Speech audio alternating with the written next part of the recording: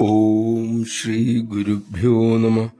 ആദ്യകാലം മുതലേ അമ്മയ്ക്കൊപ്പം ഉണ്ടായിരുന്ന ഒരു ഭക്തൻ. പിന്നീട് അദ്ദേഹം അമ്മയുടെ സന്യാസി മക്കളിൽ ഒരാളായി. ആശ്രമം വളരുന്നതിനൊപ്പം അദ്ദേഹത്തിൻ്റെ ജോലിഭാരവും ഏറെയായി. കർമ്മത്തിൻ്റെ കുത്തൊഴുക്കിൽപ്പെട്ടു പോകവേ അദ്ദേഹത്തിന് തോന്നി, ഇനി ശാന്തമായി ധ്യാനിച്ചും ജപിക്കുകയും ഇരിക്കണം. ഒരിക്കൽ അവസരം കിട്ടിയപ്പോൾ ആ മകൻ അമ്മയോട് പറഞ്ഞു, അമ്മേ, ഇതൊക്കെ മാറ്റിവെച്ച് കുറച്ചു കാലം ഏകാന്തമായി ധ്യാനത്തിൽ മുഴുകാൻ ഞാൻ ആഗ്രഹിക്കുന്നു. അത് കേട്ട് തെളിഞ്ഞ മുഖത്തോടെ അമ്മ പറഞ്ഞു, മോനെ, നിനക്കറിയുമോ, അമ്മയ്ക്കും അങ്ങനെ തോന്നാറുണ്ട്.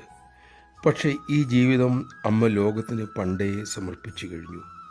അതുകൊണ്ട് അമ്മയ്ക്ക് സ്വകാര്യ താല്പര്യങ്ങൾ ഒരു പ്രശ്നമല്ല.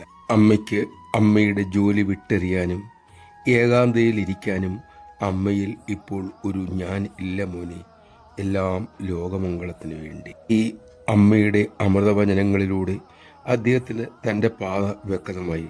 അദ്ദേഹം വളരെ താല്പര്യത്തോടെ സേവന പ്രവർത്തനങ്ങളിൽ മുഴുകുകയും ചെയ്തു. നമഃശിവായ. അമ്മയ്ക്ക് വേണ്ടി നാം ജീവിക്കുമ്പോൾ അത് ലോകത്തിന് വേണ്ടിയായി തീരുന്നു.